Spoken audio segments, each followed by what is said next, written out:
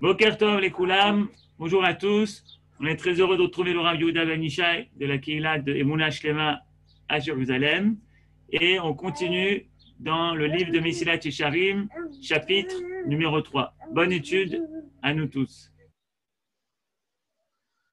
Shalom, Boker Tov, bienvenue à tous ceux qui étudient avec nous. Notre cours est aujourd'hui consacré à la refoua de Fabio Shimon Chai ben Michel Messaouda, refoua Shlema Bezrat Hashem, très rapidement. Alors aujourd'hui, effectivement, comme Johan vient de l'annoncer, on commence le 3e chapitre de Mesilat Yesharim. Le 2e chapitre a été consacré à la définition générale de la mesure de la prudence, de la Zéhirout. Et le 3e chapitre, en fait, c'est la 2e partie maintenant. C'est la 2e partie qui concerne la Zéhirout. C'est le 3e chapitre depuis le début du livre, mais c'est la 2e partie qui concerne la Zéhirout. En effet, à propos de chacune des vertus, le Maharal va consacrer 4 volets. Le premier est la définition de la qualité. Nachon, on peut consacrer aussi ce cours Leilui Nishmat Ha-Chayal Sheneherag Etmol Hashem Yikom Damo Amit et Bezrat Hashem, que Dieu protège tous nos soldats dans tout ce qu'ils font. Alors, je répète, à propos de chacune des vertus et des qualités, le Ramchal consacre dans son livre de Mesilat Yesharim 4 volets. Dans le premier volet, il donne la définition générale de la qualité, de la mesure, de la prudence en question. Le deuxième volet est consacré aux détails. Il va rentrer dans les détails. Le 3e volet va être consacré à la façon d'acquérir, comment acquérir telle ou telle qualité, telle et telle vertu. Et le 4e volet, comment faire attention de ne pas perdre ce que l'on a déjà acquis. Parce qu'évidemment, si on a acquis quelque chose, on a acquis une qualité qu'on finit par la perdre, on n'aura rien gagné dans l'affaire. Donc, premier volet a été la définition. 2e volet maintenant, on rentre dans les détails de l'explication de ce qu'est cette vertu qui s'appelle la Zéhirout. On peut même dire que Zéhirout a pour origine le mot Zohar, étant donné qu'on est le lendemain de la Iloula de Rabbi Shimon, c'est-à-dire ce qui va faire apparaître la lumière, c'est d'abord de faire très attention de ne pas la cacher et de ne pas y porter atteinte. Alors, je vais lire le début du chapitre et on va essayer ensemble de comprendre ce que le Ramchal va nous enseigner. Ine arotse, lefakeach al atzmo, shtaim hena hashkafot atzrichot lo. Traduction, celui qui véritablement veut faire attention à lui-même doit obligatoirement se livrer à 2 sortes de réflexions. Alors, donc, le Ramchal commence ce chapitre par une phrase qui est très importante. Elle paraît anodine, mais elle est très importante. Ine arotse lefakeach al atzmo. Il s'agit donc d'une personne qui veut, qui a envie, qui veut faire attention à elle-même. Elle a compris que la Zéhirout était quelque chose de très important et elle veut maintenant passer à l'application. Par quoi ça commence? Nous dit le Ramchal par Harotse. Harotse, c'est-à-dire celui qui veut. Tout commence par la volonté. Sans qu'il y ait cette volonté primaire, il est impossible de progresser. Pour pouvoir progresser, il faut obligatoirement qu'il y ait d'abord chez la personne un éveil de la volonté. On pourra dire de façon globale et générale Zeirut, j'ai déjà expliqué que ça veut dire la prudence, la midata Zeirut. On veut donc quelqu'un, il s'agit ici de quelqu'un qui veut appliquer cela, qui veut être prudent, qui veut être zahir. Mais pour ça, il a besoin d'une volonté. En effet, on peut dire de façon générale que vivre, c'est vouloir. D'où est-ce que l'on apprend ça? Du verset fameux que l'on trouve dans Ashrei Yoshve Betecha, Poteach et Yadecha, ouvre ta main, ou masbiya lechol chai ratzon. Et tu donnes à chaque être la volonté. La volonté de quoi? La volonté d'être. Ça paraît tout simple, mais en réalité, tout le secret de la vie se trouve précisément dans ce grain-là, ce grain de volonté de vouloir être. Tout le monde a été créé par la volonté de Dieu. C'est clair, ça a été créé par la volonté de Dieu. Donc, dans chaque être apparaît cette volonté par la volonté d'être, et ça s'appelle l'instinct de survie en général. En psychologie, on pourra décrire cette volonté d'être par tout ce que l'homme fait pour vivre et survivre. Celui qui veut, vit. Celui qui vit, veut. Et c'est comme ça que ça continue. On veut vivre, donc on vit. Et quand on vit, on veut, etc., etc. Sans le ratson, il n'y a pas de vie possible. Si chas v'shalom, un être démissionne de sa volonté d'être, de sa volonté de vivre, et il est clair que sa vie va s'arrêter.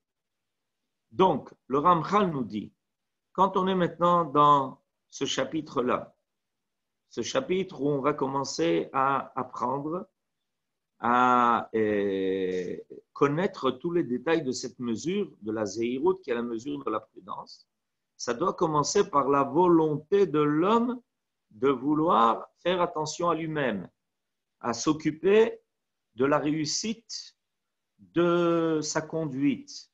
Il s'agit donc d'un homme qui a décidé de s'occuper de lui-même, de veiller sur sa personne. Il a besoin, pour y arriver, il a besoin de deux moyens, deux sortes de réflexions. Quels sont-ils?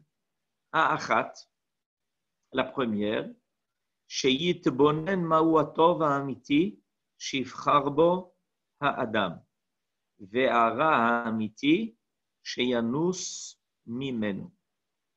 La première chose, nous dit le Ramchal, quand on veut cela, quand on veut le bien, quand on veut se perfectionner, quand on veut acquérir des vertus et des qualités, on a besoin dans un premier temps de s'occuper, de vérifier ce qui est bien et en mal, ce qui est bien et mal. C'est-à-dire la première démarche consiste à dresser une échelle de valeur.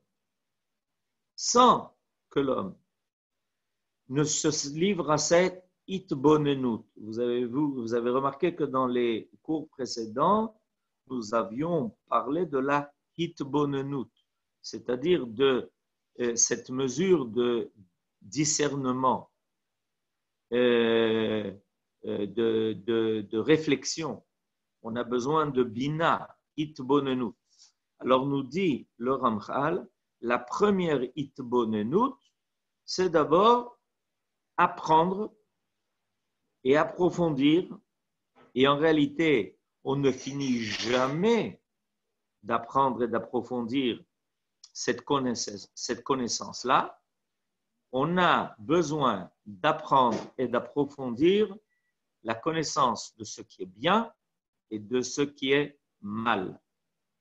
Si nous n'avons pas d'échelle de valeur, nous n'avons pas de référence possible pour notre vie. pour pouvoir guider la vie, pour pouvoir la diriger, on a forcément besoin d'une échelle de valeur qui nous servira de maître étalon pour vérifier si notre conduite est bonne ou à corriger. Mais pour ça, on a eu au départ la nécessité de vérifier ce qui est le bien et le mal. Alors, comment on y arrive? Comment on arrive à connaître cette échelle de valeur? Qu'est-ce qui fait que chacun de nous a cette échelle de valeur ou ne l'a pas? Évidemment, il y a une morale qui est naturelle. Parce que Akadosh Baruch Hu, qui est bon, a créé le monde et il est clair qu'en filigrane, dans la création qu'il a créée, il y a des valeurs qui sont inscrites. Dans la nature, il y a des valeurs qui sont inscrites. Seulement, il faut évidemment les trouver. Par exemple, le roi Salomon nous dit que chez les fourmis, on trouve la qualité de ne pas être paresseux. Lech la nemala atzel. Regarde, observe l'activité des fourmis et tu t'apercevras que dans la nature existe cette qualité de ne pas perdre son temps à ne rien faire. Pourquoi? Parce que les fourmis accumulent pendant l'été la nourriture dont elles auront besoin pendant l'hiver. Elles prévoient à l'avance quels vont être les besoins et elles sont empressées, pleines de zèle pour pouvoir pourvoir à leur existence. Donc, dans la nature, on apprend, il y a des qualités, il y a des vertus qui sont inscrites. Et évidemment, l'homme doit les chercher. Et pour ça, il doit apprendre à les discerner, à les reconnaître. Le monde qui nous entoure est un monde dans lequel ces vertus sont inscrites. Alors, c'est très important de le savoir parce que, par exemple, quand on éduque les enfants, on peut leur donner gratuitement déjà une échelle de valeur. Un des grands rôles des parents, c'est de donner en cadeau à leurs enfants une échelle de valeur, à leur faire connaître et reconnaître les vertus et les qualités nécessaires. Au lieu qu'un enfant s'amuse à écraser les fourmis, les parents devraient au contraire, avec leurs enfants, les apprendre à regarder et voir comment une fourmi est capable de prendre sur son dos un poids qui le dépasse des dizaines et des dizaines de fois. Et comme ça, l'enfant apprendra à reconnaître dans la nature des vertus, des qualités. Il peut le faire chez chaque chose qui a été créée. On peut dire à l'enfant, tu vois, regarde, le soleil s'est levé ce matin. Regarde comme il est fidèle à son rôle. Akadosh Baruch Hu lui a fixé comme rôle d'éclairer le monde chaque jour. Regarde comme il est fidèle. Il se lève le matin. Tu remarques?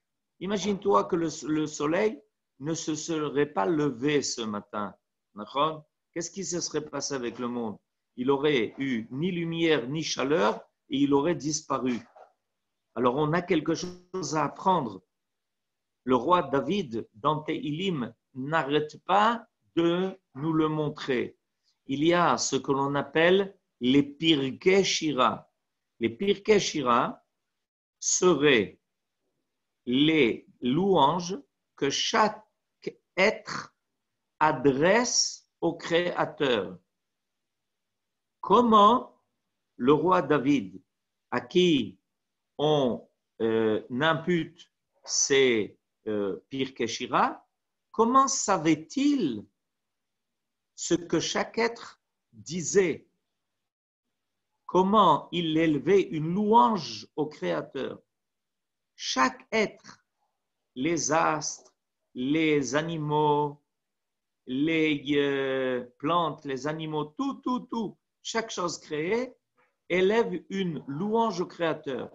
Parce que si tu examines profondément et sérieusement toute la création, tu t'aperçois que chaque être créé a un rôle et qu'il remercie Dieu de lui avoir attribué ce rôle. Il est content d'accomplir la volonté du Créateur. Alors, je suis en train de dire comment on peut apprendre, comment on peut acquérir. Les parents peuvent donner ça en cadeau à leurs enfants, leur faire acquérir gratuitement, parce qu'ils n'auront pas, ça sera naturel. Quand les parents éduquent leurs enfants, c'est naturel, c'est facile. Évidemment, si on n'a pas été éduqué à cela, alors on devra ensuite s'auto-éduquer. Comment s'auto-éduquer? En apprenant à connaître les valeurs qui se cachent dans la nature, comme nos sages nous ont enseigné au début de Pirkei Avot. Regardez ce que nos sages nous enseignent dans Pirkei Avot. Les Pirkei Avot, c'est les maximes de nos pères. C'est quoi? C'est des règles de morale. D'accord? Alors, on lit les Pirkei Avot, on lit les maximes de nos pères. On le fait maintenant entre Pesach et Shavuot pour se préparer au don de la Torah, pour avoir les vertus nécessaires. D'accord? Et au début du 5e chapitre de Pirkei Avot, on nous dit, tu sais, tout ça, Dieu l'a caché dans la nature. Comment? Be'asara ma'amarot nivra ha'olam. Sache que dans le monde créé, il y a des paroles de Dieu qui se cachent. C'est quoi les paroles de Dieu? Les paroles de Dieu, c'est-à-dire la volonté du Créateur de donner le monde, le projet divin de la réussite du monde est déjà inscrit dans le monde. Dans le monde lui-même est inscrit le projet de la réussite du monde.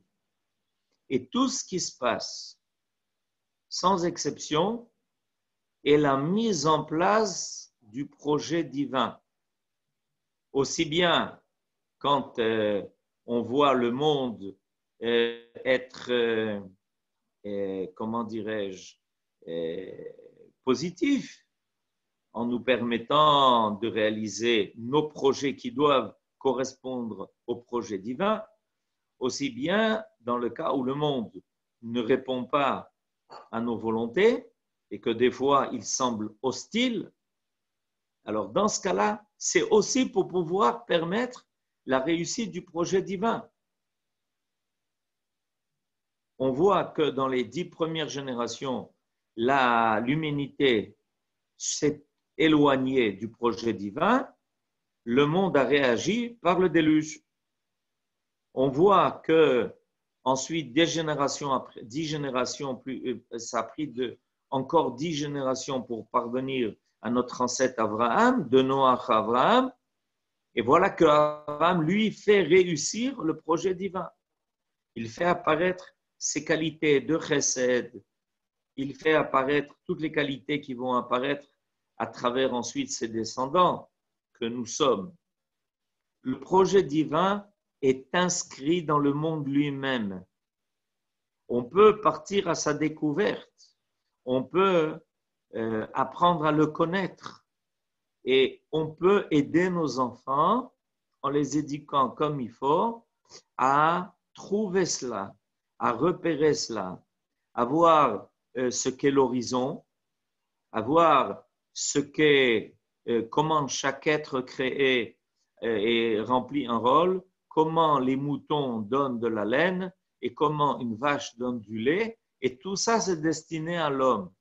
Je ne sais pas si vous vous rendez compte un peu. Qu'est-ce quand un enfant découvre cela, quelle impression ça fait sur lui? Il est en train de comprendre que Dieu a créé les choses pour lui. Et donc, c'est une possibilité de la découverte d'une échelle de valeur. La deuxième possibilité, c'est évidemment l'étude de la Torah. L'étude de la Torah est pour nous apprendre à connaître une échelle de valeur. Quel est le bien, quel est le mal. Quand on étudie la Torah, on arrive à cette connaissance-là. Là, je voudrais ouvrir une parenthèse en faisant remarquer que La connaissance du mal n'a pas besoin de passer par l'expérience du mal. Nos sages connaissaient parfaitement les phénomènes du mal sans jamais l'avoir expérimenté. C'est quelque chose d'important à savoir. Parce qu'il y a une théorie qui voudrait prétendre que pour connaître le mal, il faut en avoir l'expérience. Et cette théorie va encore plus loin. Et elle propose de permettre aux enfants d'avoir l'expérience du mal pour que nos enfants puissent connaître le mal. Il y a ici une très grave erreur. On peut avoir la connaissance du mal sans jamais l'avoir expérimenté, sans jamais y avoir touché. Qu'est-ce que la Torah a fait? Elle nous fait découvrir quelles sont les choses positives et les choses négatives. Elle nous donne une connaissance du mal. Elle nous fait découvrir la ruse du serpent qui a fait trébucher Chava et son mari Adam Arishon. On n'a pas besoin d'avoir l'expérience, on n'a pas besoin de rencontrer un serpent pour ça. On sait que le serpent est rusé. On n'a pas besoin que Dieu nous préserve d'avoir l'expérience du crime pour comprendre combien était grave la situation fratricide qu'il y a eu entre Caïn et Ével. Faites attention, il y a toute une civilisation, il y a toute une éducation sous prétexte de, c'est une civilisation qui veut permettre l'expérience de tout, ce que l'on appelle une façon libérale de voir le monde et qui essaye de cacher cette volonté de permettre à l'homme de vivre tout, même les choses les pires. Alors, on cache cela sous un prétexte. Il faut tout connaître. Même si tu penses que le mal est le mal, il faut le connaître. Ensuite, sinon, tu ne pourras pas en parler. C'est complètement faux. Nos sages étaient capables de parler du mal bien mieux que ceux qui l'ont expérimenté. Parce que, évidemment, quand on a l'expérience du mal, on s'y attache. Quand on a du mal, quand on prend le mal, la Torah, au contraire, la Torah nous tout de suite nous le fait comprendre comme étant quelque chose de mal. Or, quand on a l'expérience du mal, rien ne nous indique que c'est le mal. Le fait même que tu l'expériences est en train de te dire que tu peux l'approcher, que tu peux être son voisin, que tu peux même vivre en amitié avec le mal. Donc il y a ici quelque chose de très grave. La connaissance du mal ne passe pas par l'expérience du mal. Elle passe par une connaissance qui doit être donnée par l'intermédiaire du bien. Quand on fait la comparaison entre le bien et le mal, alors on comprend tout de suite que le mal est le contraire du bien. On n'a pas besoin d'avoir pour ça l'expérience du mal. Faites très attention. Ne laissez pas vos enfants, petits-enfants avoir l'expérience du mal. Personne ne dit qu'il y a un retour de cela. Ça peut être un chemin sans retour. Et malheureusement, beaucoup de personnes qui ont commencé à s'intéresser à ce qui était mal par curiosité ont fini par y rester, par s'y habituer, par s'y accoutumer. Et quand on leur fait remarquer qu'ils sont complètement versés dans quelque chose de négatif, alors ils répondent qu'ils ne peuvent plus s'en détacher, qu'ils s'y sont habitués. C'est très grave cela. Ne vous laissez pas berner par une pseudo-éducation qui permettrait aux enfants de tout voir de tout connaître. Vous vous rendez compte un peu de ce qui se passe et ce qui va se passer avec ces enfants?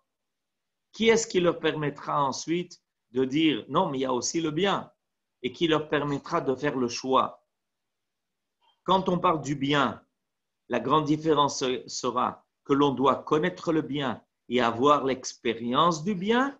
C'est ce que l'on dit Vetargilenu bemitzvotecha. Habitue-nous aux mitzvot. Au début, un enfant, on l'habitue aux mitzvot. On ne l'oblige pas, mais on l'habitue. On l'éduque. On ne l'oblige pas, mais on l'éduque. Et par contre, le mal, on ne laissera jamais expérimenter le mal. On apprendra à un enfant ce qu'est le feu, mais on ne le laissera jamais mettre sa main dans le feu. Est-ce qu'on a déjà vu un parent prendre la main de son enfant et lui mettre la main dans le feu pour qu'il sache que ça brûle? L'enfant va comprendre. Dès qu'il va sentir que la chaleur dont il a expérience est nocive pour lui, il va tout de suite s'écarter. On n'a pas besoin de lui mettre la main dans le feu pour qu'il se brûle. Que Dieu nous préserve. Donc, faites très attention à ça. On a besoin donc d'une échelle de valeur. Cette échelle de valeur, je viens donc de donner 2 méthodes pour la connaître.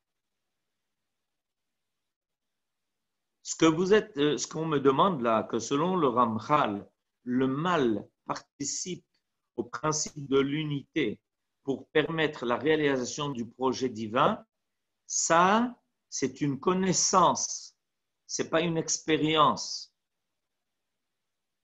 La question qui vient de m'être posée est très importante.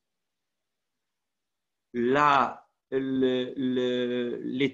profonde de la Torah, des secrets de la Torah, que le Ramchal lui-même nous révèle dans beaucoup de ses livres, et que le mal va participer aussi à la réalisation du projet divin. Ce qui voudrait dire qu'il est légitime. Ça voudrait dire, est-ce que ça veut dire légitime? La réponse évidemment est non. Alors, pourquoi parler de cela? Pourquoi révéler cela? Que le mal participe à la réalisation du projet divin? Je vais vous dire pourquoi. Pour qu'on n'ait pas de désespoir. Pour pas que quand on voit dans l'histoire le mal agir, on n'ait pas le sentiment que le monde va être perdu. Ce qui malheureusement arrive à certains. En étant sûr que le mal va finir par triompher. Seulement, quand tu apprends ce secret de la Torah, que le mal participe aussi à la réalisation du projet divin, tu sais que le mal est en fait un instrument entre les mains du Créateur et qu'il est dominé et pas dominateur. Le mal est dominé, il est dominé par la volonté du Créateur. C'est lui qui va permettre ou ne pas permettre, dans une mesure ou une autre mesure. Il est le seul à pouvoir se servir de cela pour faire approcher la réalisation du projet divin. L'homme en aucun cas n'a le droit de le faire. C'est pour ça qu'on n'a pas le droit de révéler les secrets de la Torah à chacun, parce que ça risque d'amener malheureusement à des situations extrêmement graves où il y a des hommes qui étaient même des fois des hommes doués, c'est encore pire quand ils sont doués.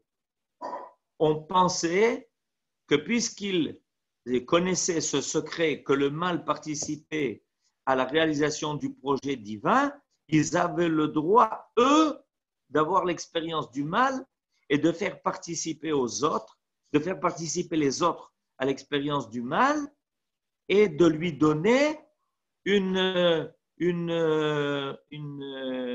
place dans notre vie, dans l'histoire. Je ne sais pas si vous vous rendez compte à quoi on peut arriver. On peut arriver à des gens cruels, sadistes, des gens qui ne croient pas à la réalisation du projet divin de façon positive, qui pensent que le monde va exploser, que tout mal va se mal terminer, que le mal est inhérent à la création et que jamais il n'y aura de monde qui sera meilleur. Donc, on connaît de valeur, ce que le bien et le mal. La troisième méthode pour connaître l'échelle de valeur,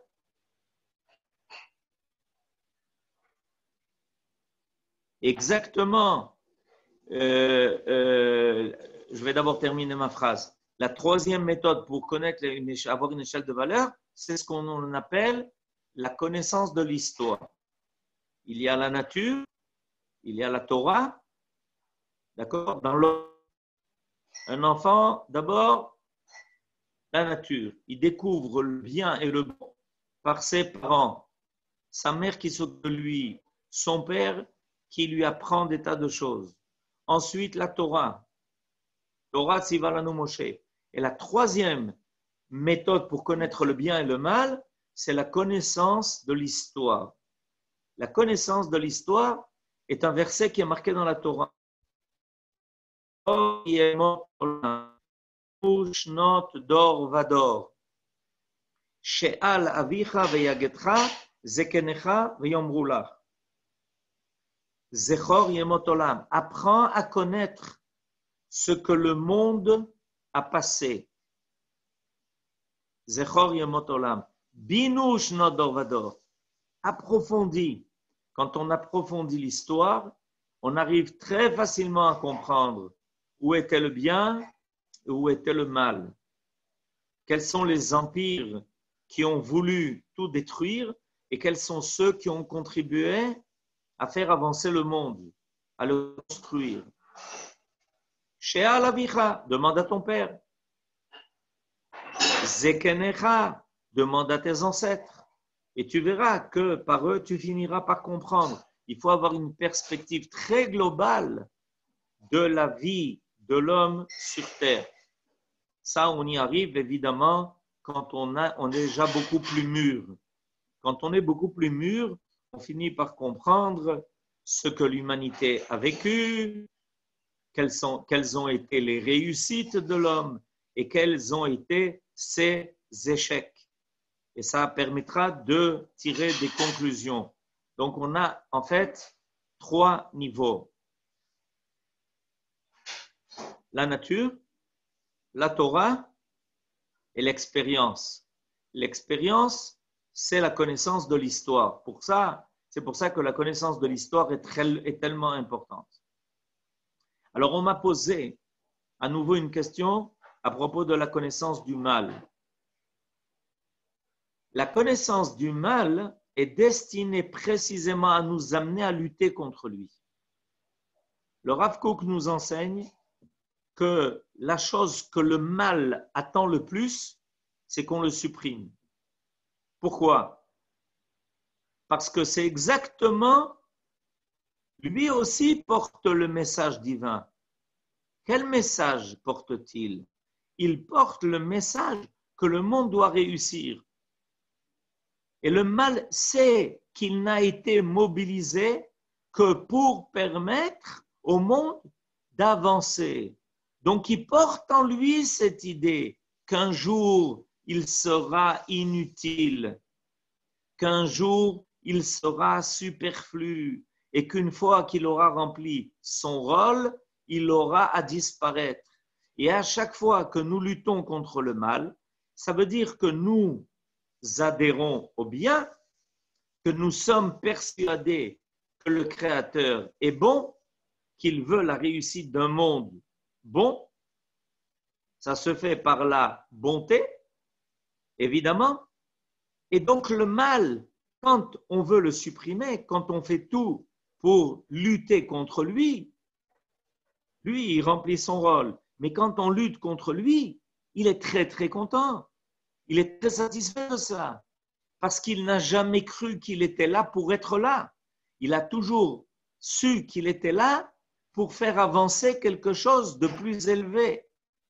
Or, à partir du moment où tu prends le mal au sérieux et que tu décides d'en faire un être en lui-même, tu es exactement dans l'idée contraire du projet de l'existence du mal dans le monde. Il ne comprend pas. On apprend ça d'une histoire extraordinaire que nous raconte le Talmud. Que quand notre maître Moïse, Moshe Rabbeinu, est monté en haut pour recevoir la Torah, au début, évidemment, il y a eu une opposition des anges qui ne comprenaient pas comment la Torah, qui était la science de Dieu, pouvait être donnée à des hommes. Finalement, Moshe Rabbeinu a réussi à expliquer et à prouver que la Torah n'avait sa place précisément que dans un monde qui était à parfaire. Et alors, à ce moment-là, nous dit le Talmud que chaque ange, qui évidemment a eu le mérite de recevoir une leçon de Moshe Rabbeinu, chaque ange qui était content d'avoir entendu la réponse de Moshe Rabbeinu va amener à Moshe Rabbeinu un cadeau. Donc Moshe Rabbeinu connaissait tous les secrets de tous les anges, c'est-à-dire comment réussir toutes les missions. Est arrivé le moment, le tour de l'ange de la mort. L'ange de la mort, lui aussi faisait partie de cette armée d'anges qui est envoyée par Akadosh Baruch Hu pour réaliser chacun sa mission. Et l'ange de la mort s'approche timidement de Moshe Rabbeinu et lui dit, écoute, moi aussi, il faut que je te donne un cadeau. Quel cadeau Moshe Rabbeinu, l'homme, peut-il recevoir de l'ange de la mort? Vous savez quel cadeau il lui a donné? Il lui a donné comme cadeau comment arrêter la mort. Et Moshe Rabbeinu s'en est servi. Vous savez quand? Quand dans le désert, il y a eu une épidémie. Tout d'un coup, on voit Moshe Rabbeinu qui appelle d'urgence à Aaron, son frère, le Kohen Gadol, et qui lui demande de prendre un encensoir, d'y mettre de l'encens et de courir dans le camp d'Israël. Et là où l'encens passait dans l'encensoir de Aaron à Cohen, l'épidémie s'arrêtait. Mais il est fou, cet ange de la mort. Mais qu'est-ce qui lui est arrivé? Il apprend à Moshe Rabbeinu comment l'arrêter à lui. Parce que qui était venu dans cette épidémie? L'ange de la mort. D'accord? C'est lui qui profite de l'épidémie pour faire ravage. Qu'est-ce qu'il enseigne à Moshe Rabbeinu? Comment l'arrêter? Comment le bloquer? Comment ne pas le laisser agir? Mais il est fou. Pas du tout. Mais si, puisque sa mission, malheureusement, c'est que Dieu nous préserve de semer la mort. Comment il a révélé à Moshe Rabbeinu comment arrêter la mort? Mais il fait le contraire de sa mission. Pas du tout. L'ange de la mort attend qu'on le fasse disparaître. Le mal attend qu'on l'efface de la terre. Et si on réussit, il se frottera les mains en disant, voilà, ça y est, j'ai tellement fait avancer les hommes qu'ils ont compris que le mal n'était là que pour les faire avancer. Et maintenant qu'ils sont meilleurs et qu'ils ont acquis des mérites, alors ils n'ont plus besoin de moi. Je peux disparaître. Et pourquoi c'est évident que le mal doit disparaître? Parce que dans la racine des choses, au niveau divin, le plus absolu, il n'y a pas de mort. Est-ce que nous, les Juifs, nous croyons que les morts sont morts? Ou est-ce qu'on croit que les morts, après avoir quitté ce monde, sont encore plus vivants quand ils rejoignent le monde de l'éternité? Ils n'ont plus cette crainte, ils n'ont plus ce souci. Est-ce que la vie va s'arrêter? Qu'est-ce qu'on a fait hier à l'Akba Omer? On a parlé de Rabbi Shimon. Rabbi Shimon de quand? D'il y a 2000 ans ou d'aujourd'hui? Qu'est-ce que les gens vont chercher à Méron? Rabbi Shimon qui est mort il y a 1800 ans ou Rabbi Shimon qui vit aujourd'hui? Quand on étudie la Torah de Rabbi Shimon, est-ce qu'on étudie la Torah de quelqu'un qui est mort et qui a pris avec lui sa Torah, ou qui, au contraire, il s'appelle le fils de Yochai. Vous savez ce que ça veut dire Yochai? Bar Yochai, le fils de celui qui est vivant. Quelle est la signification du mot de Rabbi Shimon Bar Yochai? On m'a demandé pourquoi est-ce que toujours on l'appelle Bar Yochai, toujours. C'est comme le piout, c'est comme le chant. Comment on chante? Bar Yochai. Pourquoi l'appeler Bar Yochai? Est-ce que tous les sages sont appelés du nom de leur père? Alors je vous traduis. Shimon, le fils du Dieu vivant. Bar, fils. Yo, c'est évidemment les deux lettres qui sont dans le nom de Dieu. Bar Yochai, qui est vivant. C'est le fils du Dieu vivant. Il n'y a pas de mort, ça n'existe pas. Dans l'absolu, dans le monde de l'infini, dans le monde de l'éternité, il n'y a pas de mort. C'est provisoire sur terre pour avancer le monde vers son projet divin. Donc le mal, dès qu'on le supprime, il est très content. Il nous dit Kol hakavod, vous avez réussi à gagner du terrain sur moi. Mais continuez. Continuez, j'ai plus envie de travailler. Il n'a plus envie de travailler.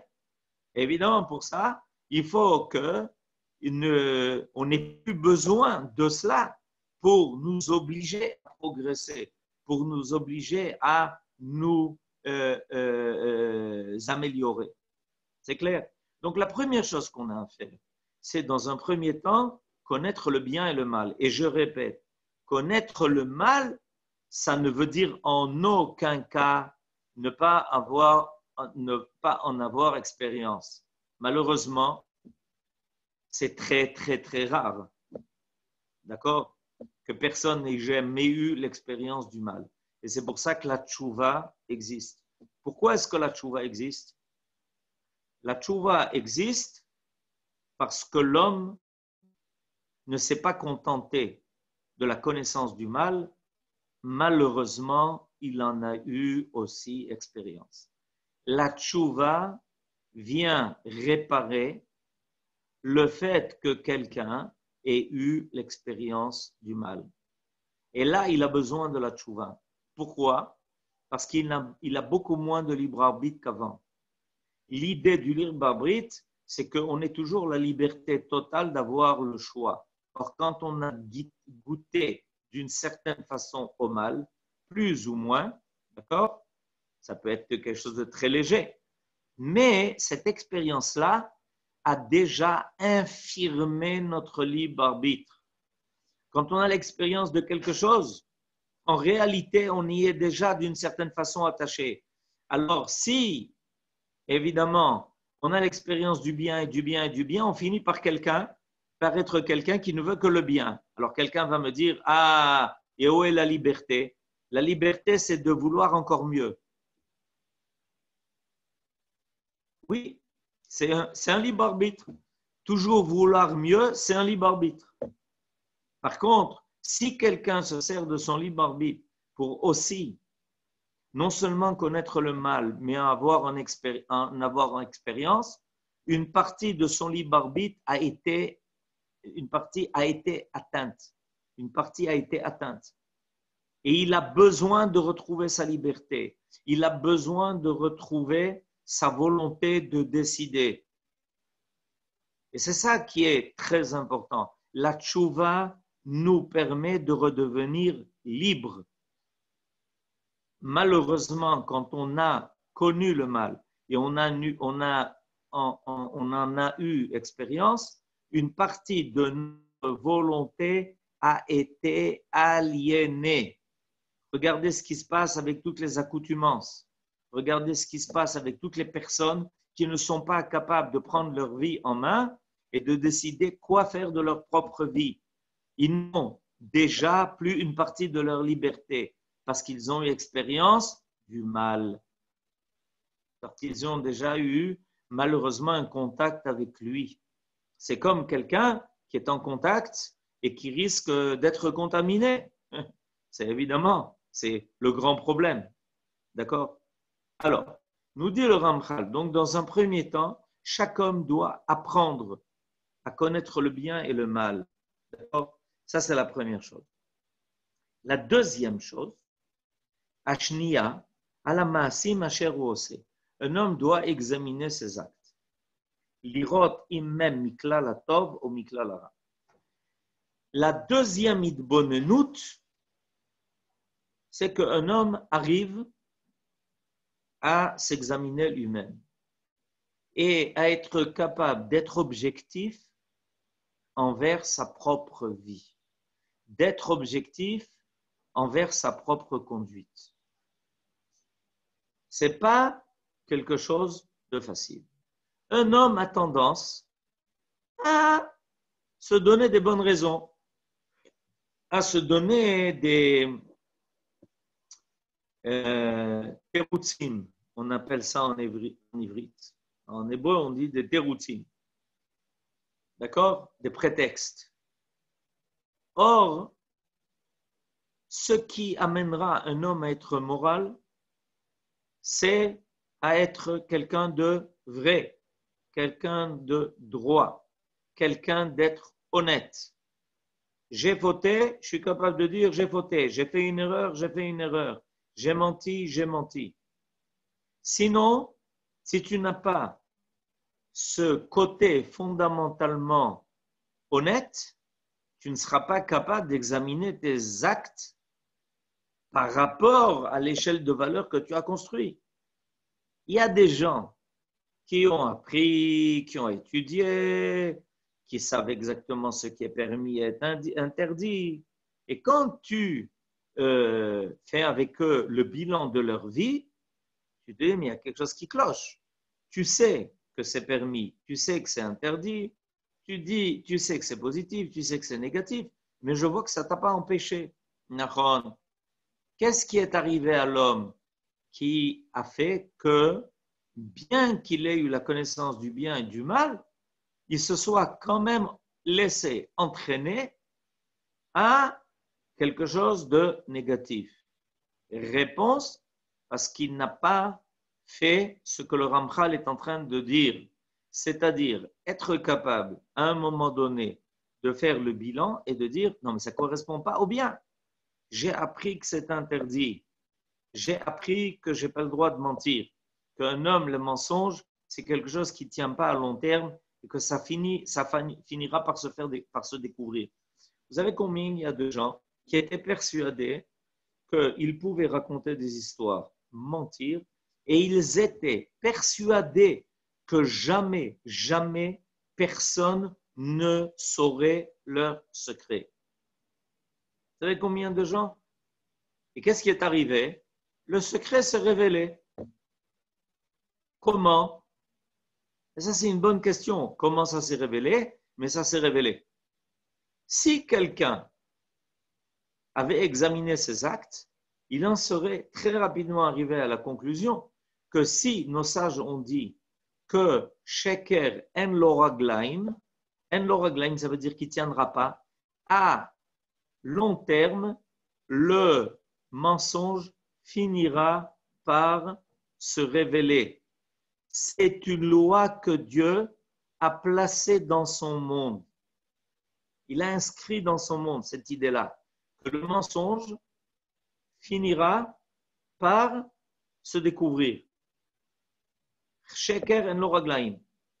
Pourquoi? Parce que toutes les lettres du mot sheker sont sur un pied aigu. On peut pas, ça ne tient pas ni le shin, ni le kouf, ni le resh. Alors que le mot émet, il a une base large. Aleph, 2 pieds. Même, une base large. Af, une base, 2 pieds. Ça tient. La vérité tient à long terme.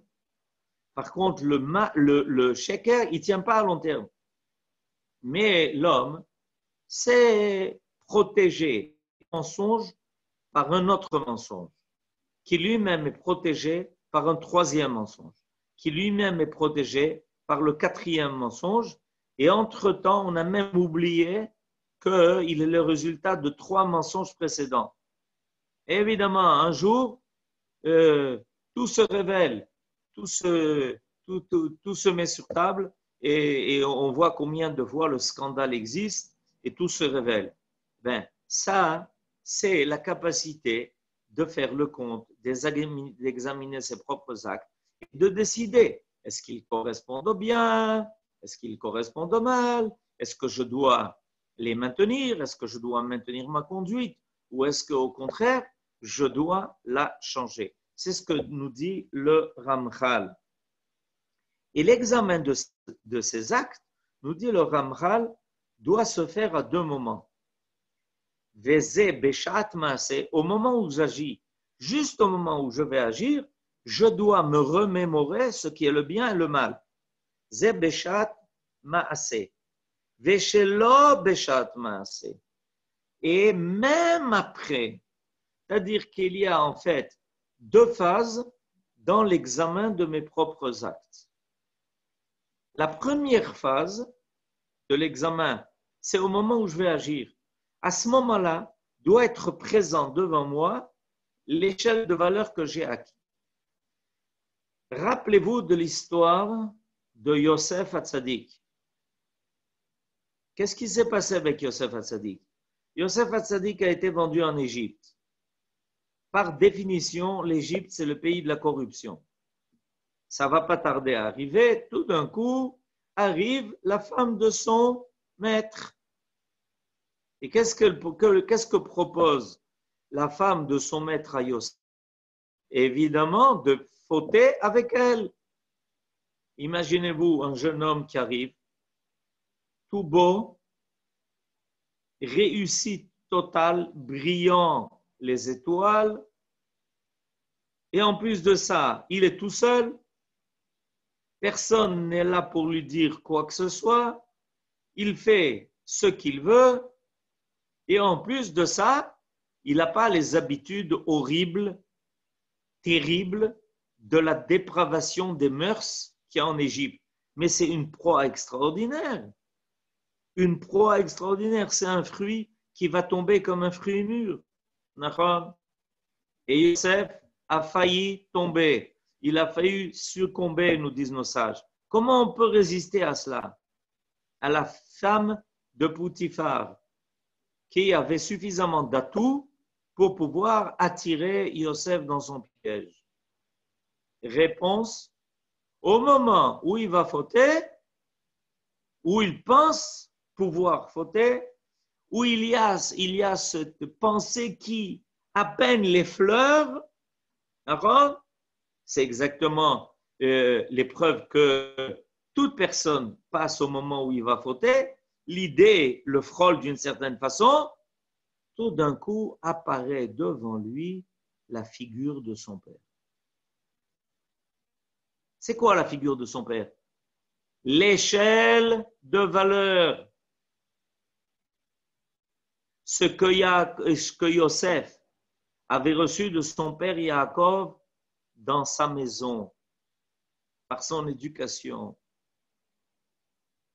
Il y a des choses dont on ne franchira jamais la limite. Pourquoi? Parce que ça a toujours été pour nous naturel, évident. Ça fait partie de l'évidence de notre vie. Et Yosef Hatzadik a été sauvé de Eshet Poutifar par cette évidence du bien, d'éviter le mal. Ça s'appelle voir l'image de son père. Ça s'appelle l'image de ses ancêtres. Ça s'appelle ce que l'on a reçu. Des gens me font le témoignage de ce qu'ils ont connu chez leurs ancêtres, de ce qu'ils ont connu de leurs aïeuls. Du fait que jamais, il n'y avait une limite qui était franchie. Je connais très bien une famille où, dans la famille, on n'a jamais dit, un mot déplacé. Jamais. Imaginez-vous une famille entière, plein d'enfants, etc. Jamais, dans le contexte de cette famille, on a entendu un mot qui était grossier, qui était déplacé. Et j'ai appris le secret. Les enfants, avait un père. Malheureusement, depuis, il est décédé depuis longtemps. Les enfants eux-mêmes aujourd'hui sont très âgés. Et ils m'ont raconté qu'un jour, ils étaient assis à table. D'accord? Ils étaient assis à table. Leur père était assis à côté d'eux. Ces enfants étaient devenus des adolescents. Ils avaient grandi. Et un jour, alors que le père était assis à table, il y a un des enfants qui a prononcé un mot qui était déplacé. Tout d'un coup, la famille a vu avec stupeur le père, chef de famille, en plein repas, se lever et partir. Sans un mot. Tout le monde était sidéré parce qu'ils étaient au milieu du repas. Tout d'un coup, il a laissé son assiette, il a laissé sa nourriture, il s'est levé et il est sorti. Il n'a pas dit un mot. Tous les gens de la famille autour, vous ne savez plus quoi faire. Le chef de la famille, à cette époque, on donnait au chef de famille une place. Ils ont vu tout d'un coup leur père quitter la table. Ils n'ont jamais eu besoin d'une leçon de plus. Impossible de vivre dans une atmosphère où quelqu'un se permet de dire un mot qui ne convient pas. Un cadeau extraordinaire que ce père a fait à ses enfants.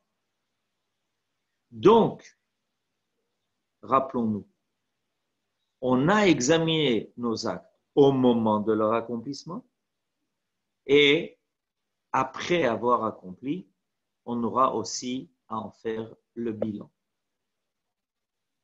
Be'ezrat Hashem, la prochaine fois, on verra aussi comment faire le bilan. La référence du verset qui parle de l'obligation d'étudier